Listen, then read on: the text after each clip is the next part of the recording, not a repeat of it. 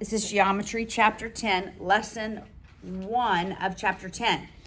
And it's on ratios and proportions.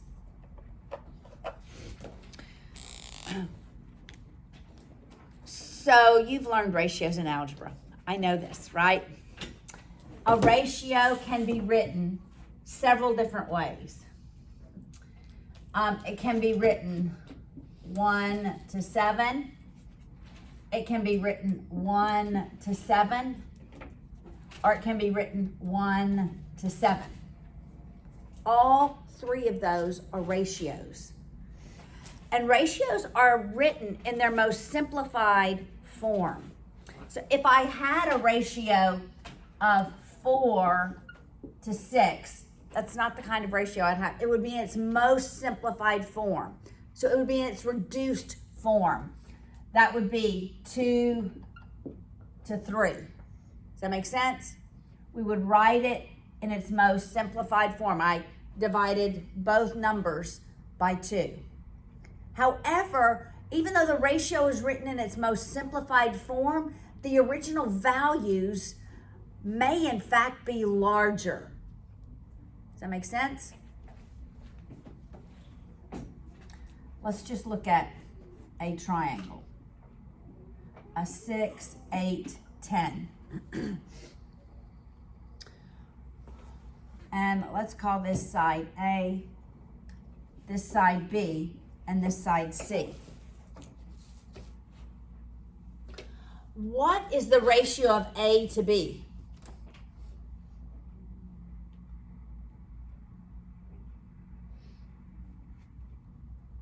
6 to 8. Okay, but in its most simplified form, Julia, it would be 3 to 4, right? The ratio from A to B would be 3 to 4, even though the lengths of the sides were longer. Right, that's an important concept to note. Your ratios are always in its most simplified form. All right, so can we simplify ratios? Can you simplify ratios? Yes. So we're going to use ratios as comparisons in similar triangles to calculate their sides. And when we get to the next chapter, we are still going to be using ratios. All right, so how would I simplify 100 to 150? What would you do first? Yes. I think that's 1 to 3. 2 to 3. Okay. Yes, it is 2 to 3 because you asked yourself how many 50s are in it, right? Well, you can eliminate zeros first and then think of 10 to 15 and 2 to 3. But what if we have something like 12 ounces to 1 pound?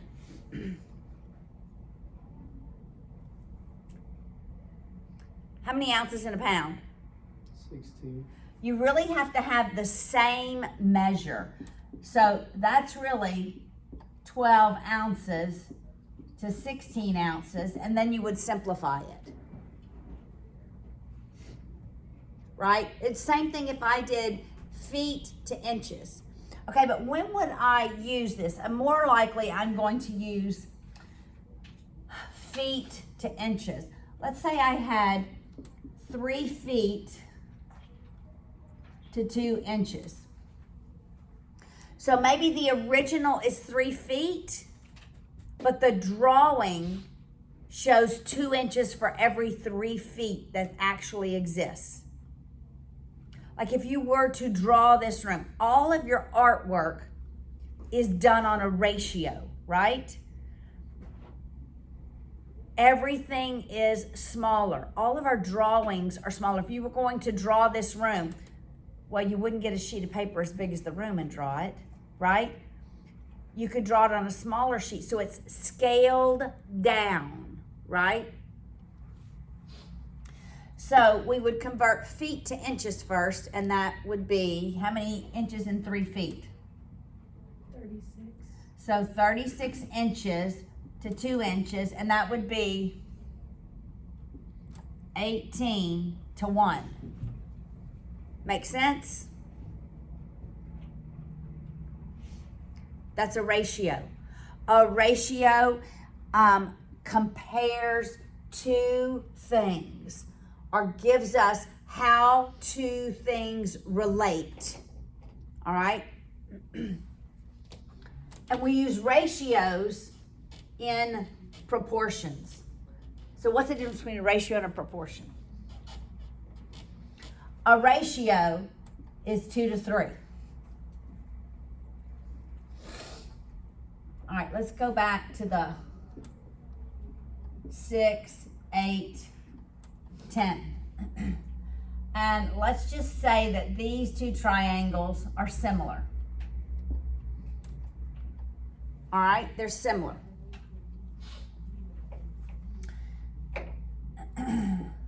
And we'll just call that X and Y.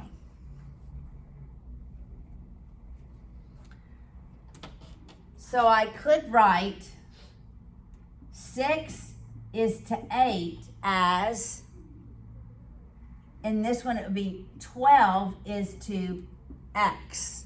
You see that? That's a proportion. When we set two ratios equal to one another, that is a proportion. But you can see a scale factor. So we could cross multiply, couldn't we? We could cross multiply.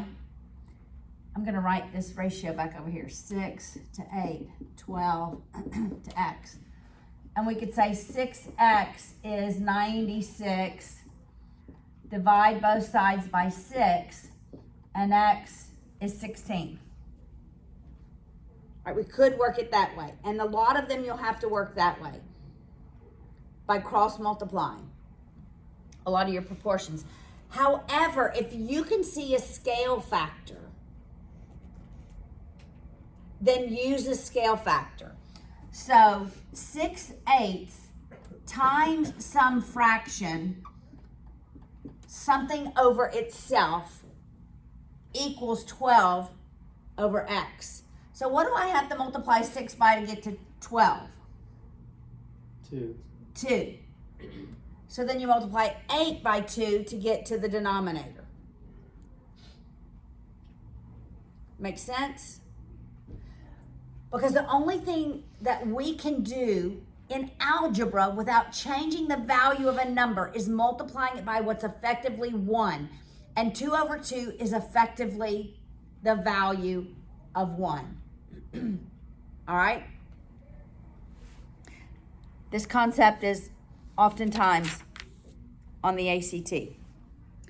Now there's a new concept in this lesson. Let's look at this ratio.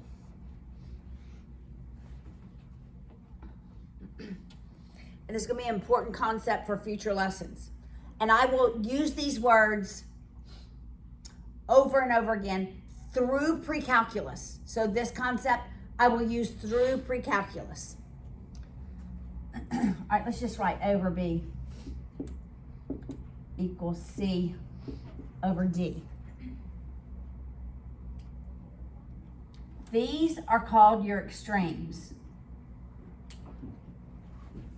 A and D are referred to as your extremes. I will oftentimes say, swap your extremes. Okay, are you watching? When I swap my extremes, it becomes, is that the same thing? Yes. It is. Because when I cross multiply,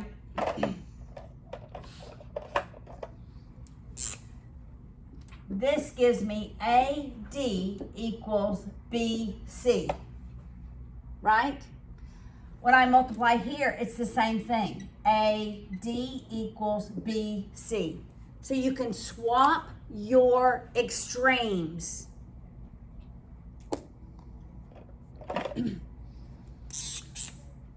When am I going to ask you to do that?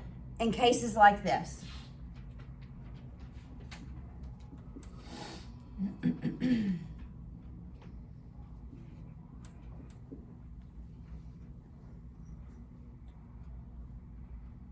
$16, 12 and X are my extremes, because really that's like 12 over 1, right?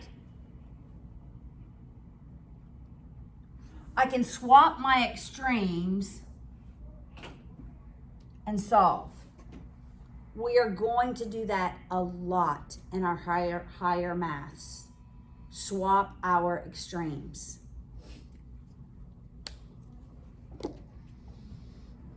All right, the other two values are the means. So B and C are called the means. Now this is the concept on page 380.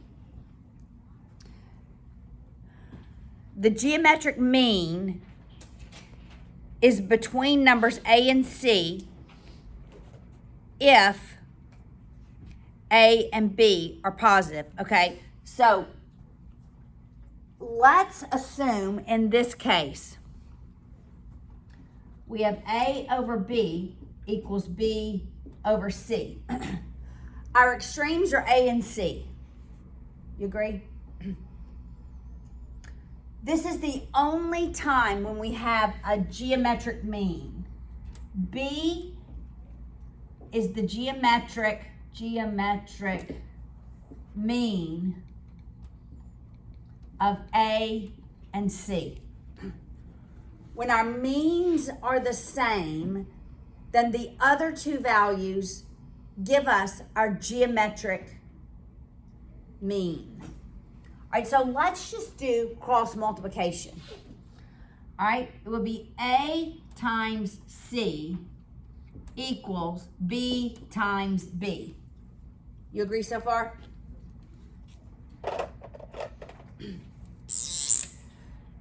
All right, so this is A times C equals B squared, because multiplication is addition to the exponents. Multiplication is addition. That's Miss Haley's, multiplication is addition.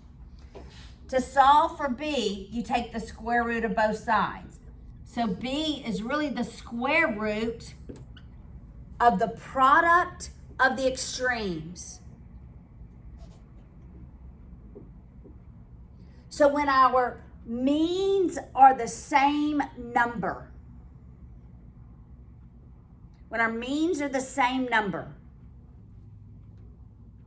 then the geometric mean of B is the product of our extremes, and you take the square root.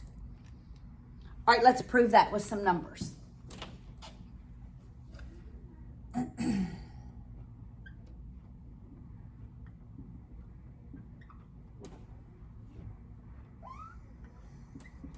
All right, this one will work because I just multiplied it by 2, but I had to make my means the same.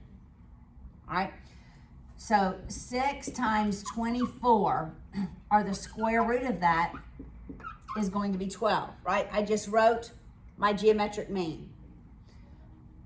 The mean is the square root of the product of the extremes. Okay, somebody tell me what 6 times 24 is. 144. It's got to be 144.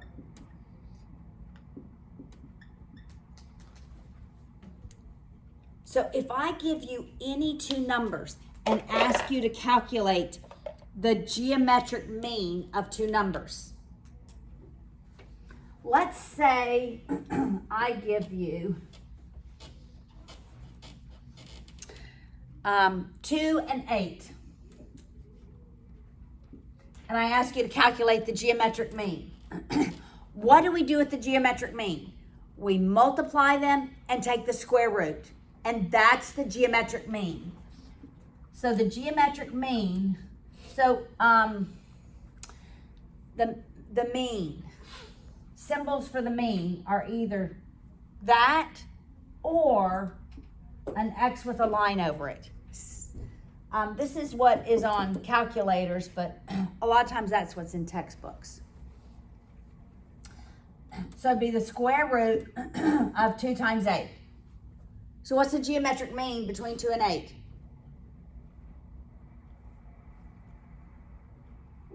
4, because it's the square root of 16, which is 4. What if I asked you the geometric mean of 10 and 12? What would be the geometric mean? Would be the square root of what? 120. You would leave it in its most simplified radical. Is there a perfect square? 4 definitely goes into it, right? How many times does 4 go into 120? 30 times? And 30 is 5 times 6, so there's no perfect square that goes into 30.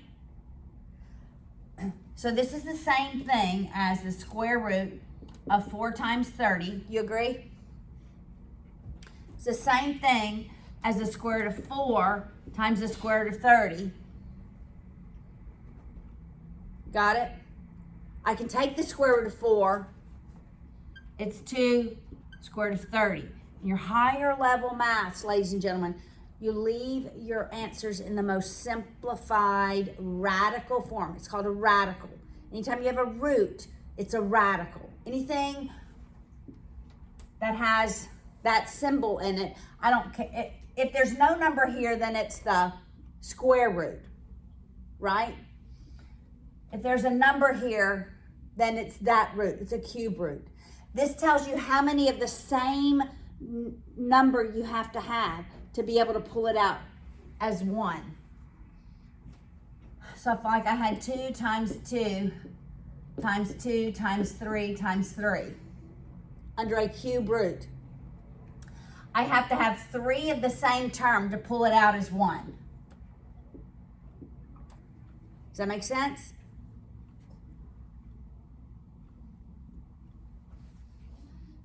All right, we're really only dealing with square roots here. All right, so you tell me the geometric mean of 4 and 12. Calculate it.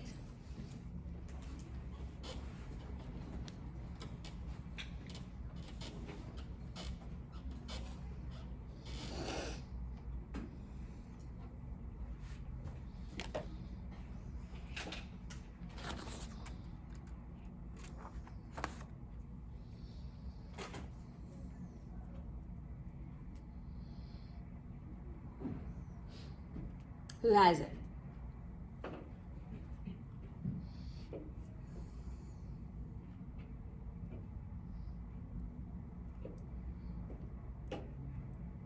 Evangeline, you have it? Okay.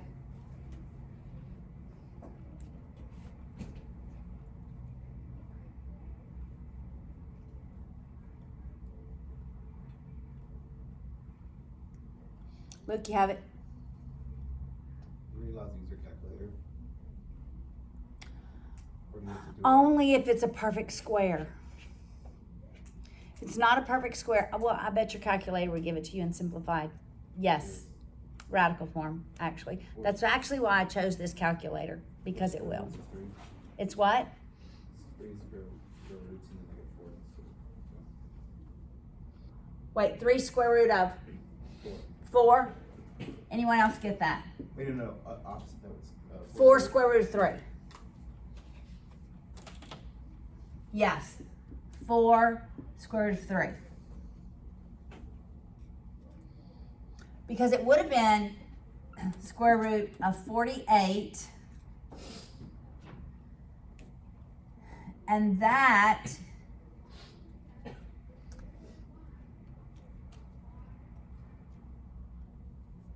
has to be 16 times 3. So it's the same thing as the square root of 16 times the square root of 3. And you unsquare the 16. Make sense?